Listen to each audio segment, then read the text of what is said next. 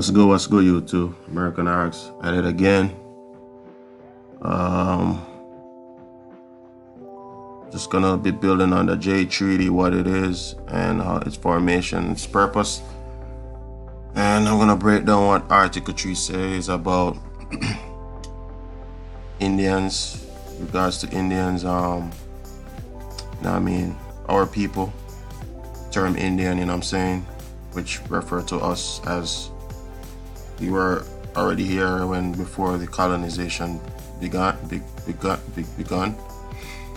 And just gonna, go into it a little bit and see what remedies there for us as people of the land. Well, the first people who was here on this side before any interruptions from outside influences, any outside government that imposes their will upon us. I'm just gonna see the remedies that's available in this treaty. And yes, I have did a little research on it, and I realize it's still very well enforced. And public service announcement that to America, yeah, the whole America, man. Listen, we just want to we just reclaiming our what's ours, our estates, freedom to move, no hate, just what's ours, man. That's it. To all you government agents, to all you Homeland Security, immigration, all that stuff, we're just here to claim what's rightfully ours. We just want to be freely move on the land. We just want to live peacefully among people. That's it. We just want to seek remedy.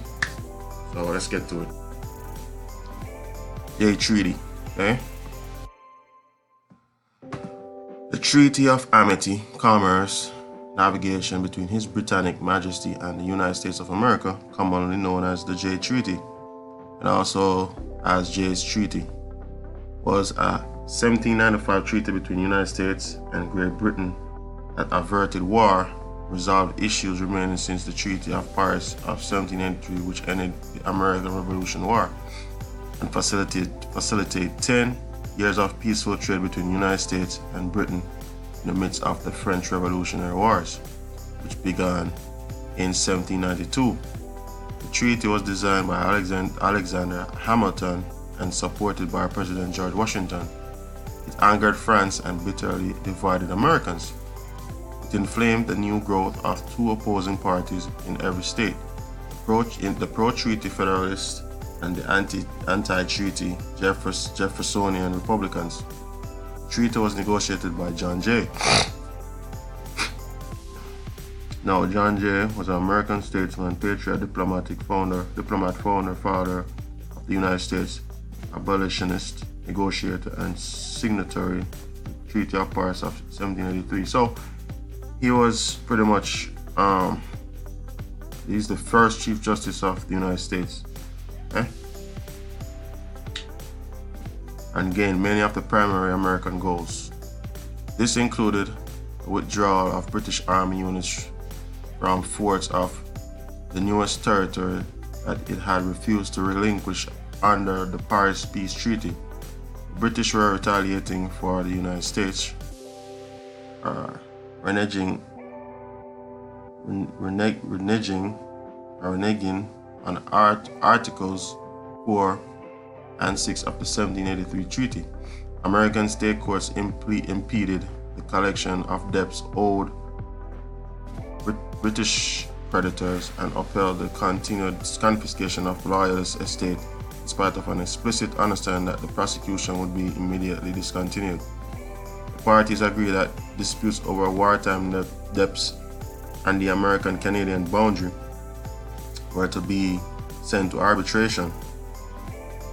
Arbitration is a form of alternative dispute resolution is a way to resolve disputes outside the courts.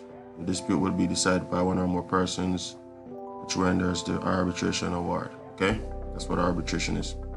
One of the first major uses of the arbitration in modern diplomatic history, this set a precedence used by other nations. The Americans were granted limited rights to trade with British colonies in the Caribbean. Pay attention. Okay. This set the precedent used by other nations. The Americans were granted limited rights, which you know these, when they say Americans, they're talking about the immigrants that came over here and rename themselves Americans, where they're they now call themselves Americans. Okay, they are not originally from this land that's over here. However, they call themselves Americans. Okay, were granted limited rights to trade with British colonies, right, in the Caribbean in exchange for some limits of American export cotton. So this treaty goes for the Caribbean islands too. Okay, because all these islands were British, were under British rule. You know what I mean? It was occupied by the British Army. I'm saying by force. So this goes for our people as well. Okay, this is the remedy for our people traveling from the islands to the mainland. Okay, likewise, from South America too. You know what I'm saying? But yeah, this is what I'm trying to highlight. Okay, the remedy. It's all about remedy.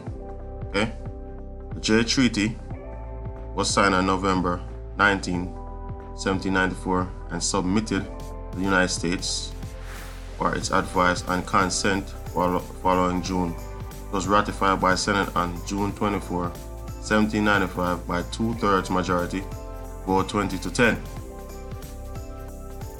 The exact number necessary for occurrence, it was also ratified by the British government and took effect February 29, 1796, the day when ratifications were officially exchanged. The treaty was hotly contested by Jeffersonians in each state. An effort was made to block it in the House, which ultimately failed. Jeffersonian feared that closer economic and political ties with Great Britain would strengthen Hamilton's Federalist Party, promote aristocracy, and undercut republicanism. This debate crystallized the emerging partisan division and shaped the new first party system. Okay? American politics, right? And political science to periodize political party system that existed in the United States between roughly 1792 and 1824. Featured two national parties. Okay. So all you people from the Caribbean who's traveling to the mainland, okay, you have the right to claim the remedy in this treaty, Article 3. Okay, I'm gonna get to that. Right? They should not be restricting you because it's saying you're a foreigner. You're not a foreigner, man. Okay? This is your birthright to go from point A, which is the island, to point B, which is the mainland, because it's the same America. Okay? Forget about all these imaginary borders. Okay? I've been telling you to take that out of your mind. Okay? So let's get to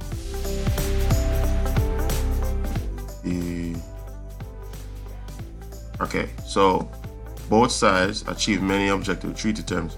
Several issues were sent to arbitration, which after years of discussion were resolved amicably. Most in favor of the U.S. Britain paid $11,650,000 for damage to America shipping and received £600,000 unpaid pre-1775 debts. While international arbitration was not entirely unknown, the J Treaty gave it a strong impetus and is generally taken as start of modern international arbitration. Okay, so Britain, remember, these were all British colonies in the Caribbean. Okay, now as Indians, as part of the British colonies, well, they created their colonies over on our land, but this is our remedy. We have remedy. Okay, so Article 3 states, it is agreed that it shall at all times be free to His Majesty's subjects, right, we are not Majesty subjects, and to citizens of the United States, and also to the Indians dwelling on either side of the said boundary line freely to pass and repass by land or inland navigation into respective territories and countries of two parties. Right? He said countries. He said by land or inland. Right? Navigating into respective territories and countries.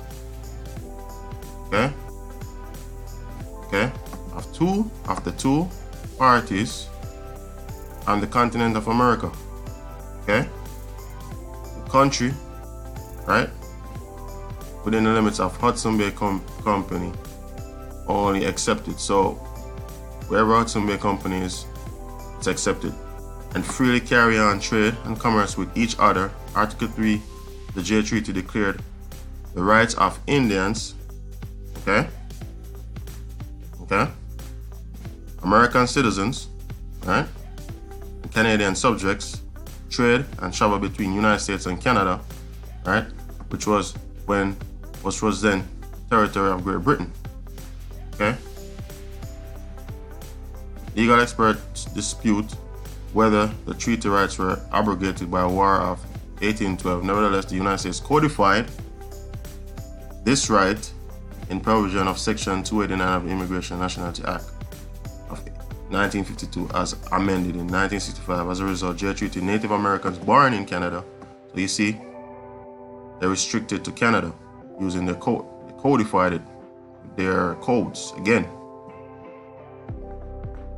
right? For employment, study, retirement. So I'm gonna pull up the J Treaty itself. I think I have it somewhere.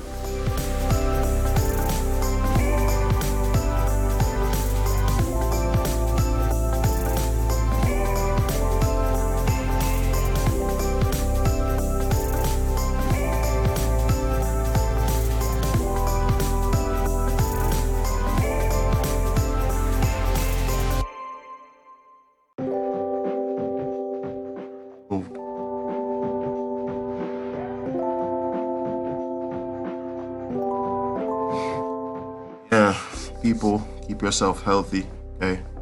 Because they're spreading all types of viruses. They've been doing it. This ain't new. You know what I mean? It's just another patent virus they spreading.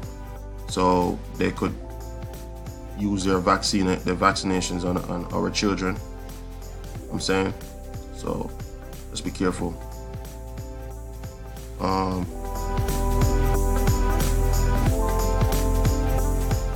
Trying to pull it up. I think I want to see the treaty itself. I had it. I want to see the treaty itself. You know what I'm saying? Because they like to interpret things in their way. Yeah, so this is Article 3 treaty. Whereas by third article of the Treaty of Amity, Commerce and Navigation concluded at London on the 19th day of November 1784 between His Britannic Majesty and the United States of America, it was agreed that it should at all times be free to His Majesty's subjects and citizens of the United States, and also to the Indians dwelling on either side of the boundary line assigned by treaty of peace to the United States, freely to pass and repass by land or inland, navigating into the respective territories and countries of two contracting parties on the continent of America. The countries within the limits of Hudson Bay Company only accepted, and to navigate all lakes, rivers, waters, therefore they are freely. So it's saying waters, rivers, and lakes, okay? They are freely thereof and freely to carry on trade and commerce with other subject to the provision of limitation contained in said article, whereas the 8th article of the Treaty of Peace and Friendship concluded at Greenville the 3rd day of August 1795 between the United States and nations or tribes or Indians called Wyandots, Delawares, someone who's